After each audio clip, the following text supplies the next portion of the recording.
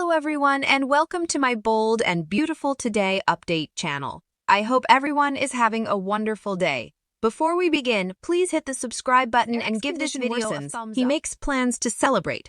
In Eric's office, Donna assumed Eric would ignore the Croaker's advice. Affirming it, Eric said he wanted to live his life with her snuggled in his arms, not hooked up to machines at a sanitarium. Katie rushed by, wondering why there was talk of hospitals.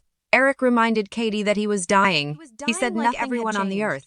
But being on the fast track did not mean he should crawl into a sanitarium bed. Donna wondered if the sanitarium could protract his life and capability to produce. Eric saw it as fading down and being forgotten. He claimed that he would produce a line that would go on ever and no way be forgotten. He would give the place back to Ridge and Eric that it would be just a many tests, and taking them might mean that he wouldn't be on his last collection. Katie said Eric could not give up.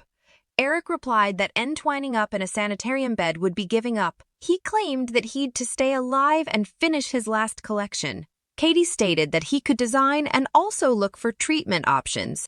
Eric refused to work from a sanitarium bed. Katie said treatment could give him further time with Donna, and that should be for Donna, who gave everything to him. He was thankful to her. She said they could have times to come. Eric asked her to thrive on that and live on the moments that they had. Although he appreciated their concern, he said that only he knew how he felt, and only he could make the decision.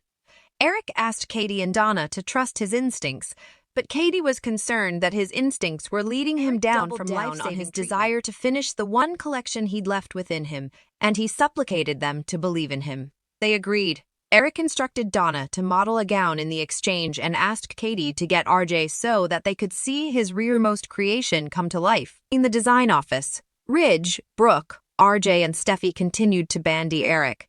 Steffi said Eric could be as stubborn as her grandmother, and they had no choice but to let him live out his life. They had to do it for Eric. But Ridge wondered what they'd do if any of them had actually seen Eric nearly fall. Was glad he had been there, and Ridge thanked his son for helping Eric get his designs on paper one last time. Ridge made RJ promise to get every single design down on paper. RJ promised but asked what would be when it was too important for Eric. Gonna do this Until the end, Ridge concluded. Brooke asked how the rest of them could be there for Eric without letting on that they knew. Steffi was bothered that she could not keep up the facade. Ridge noted that they were wasting their quality time with Eric standing around talking about it. Steffi wanted the time, but she did not want to pity Eric. She wished they could be as open and honest as possible with him. Entered an announcement to meet Eric in the exchange. Ridge guessed Eric was planning his competition. It would be Eric Forrester Originals in the limelight. She wondered if Eric could finish it. Ridge was sure he'd and said Eric was working day and night. Brooke asked her son to keep them streamlined. RJ felt as if he would betrayed Eric's trust, but Steffi said RJ had done the right thing for the family. After RJ had gone, Brooke and Ridge expressed pride in their son. Steffi wanted further than anything for Eric to make it to the fashion show. She asked to watch him take in the moment and the applause. She declared that Eric should have 1,000 further Eric that they knew and that they supported him. Brooke agreed, but she said Steffi had been right to say they should not pity Eric. These are his final moments, Brooke noted, adding that they demanded to let Eric do it his way. Brooke figured that, at some point, it would be delicate to pretend they did not know.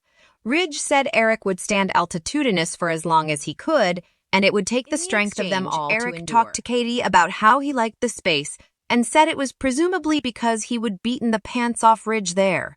When RJ arrived, Eric called for Donna. Donna paraded into the exchange in golden shoes beneath a grandiloquent jacket dress with a ball gown train. Eric and Donna beamed at each other with pride and love as she modeled the dress. Beautiful, Eric said, and noted that the dress was began coughing. RJ called for a break, but Eric said he'd an everlasting break coming. He refused to rest until also Eric coughed roughly, and the others began scrabbling to help him. He yelled at them to stop. He did not want any of it. He did not want the long faces. Moreover, he asked for Horsla and Joy. Suddenly, he blazoned that he had gotten the stylish idea. A burial. Everyone saying it would be a festivity and commodity he could attend. He said it would be a party with his family and musketeers. There would be no weeping and no gashes. Donna asked if his family and musketeers could bid him farewell. Chewing off the idea, Eric said that was for his real burial, where they could cry as important as they wanted.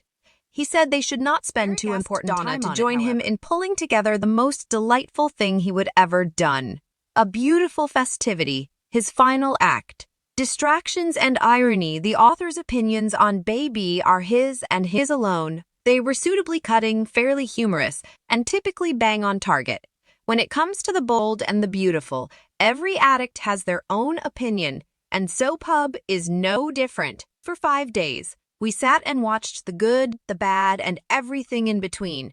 And now we offer you a handy review and a cocky notice of B's POV. It's getting decreasingly delicate to separate between occurrences of the bold and the beautiful.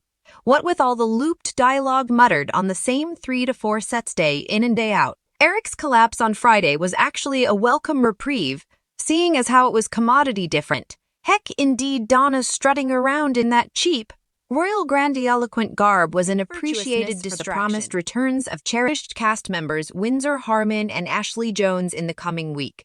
At least there's commodity to look forward to. Farther Beb musings, CH, and just like that. It appears Steffi's veritably handsome hubby is about to crack Eric's case wide open. How ironic that Brooke would contend to the family that they not pity Eric when that's exactly what they've been doing ever since they learned of his illness. Was her averring that everybody knows Eric's situation is impacting every member of this family, especially since it wasn't followed up with, unless you're named Zende, Thorne, Bridget, Rick, Felicia, and Core. The fact that Carter, of all people, has been clued in to Eric's dying while a number of the man's own children and grandchildren remain in the dark. It's mind-boggling. And given that Eric seems to be embodying the late Stephanie's festivity of life, will they bust out that slide again? Meanwhile, I am fairly certain that it was not the scriptwriter's intent. All I picked from Hope and Deacon's battle was one oversexed fraud yelling at another. Donna helped RJ and Eric find jewelry to accent a gown. Glassy-eyed, Donna looked on as Eric schooled RJ on a hemline choice for the dress. Donna called it signature Eric Forrester. Eric said she knew his secrets, and so did RJ. As he talked, Eric became dizzy. Donna hopped up, saying he was pale and needed to sit down. RJ braced the helped Eric sit down, and Donna called the doctor, against Eric's wishes. Eric kept saying that he was fine, but RJ said Eric hadn't been fine in a while. RJ suggested that Eric stop working on the collection. Donna informed Eric that Doc Colby was close by and would be there soon. Eric kept calling his spell sure Eric wasn't in danger.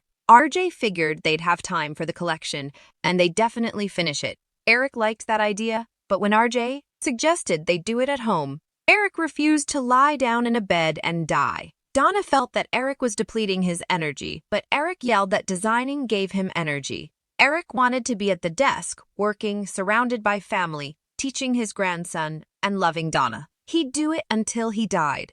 It was what he wanted.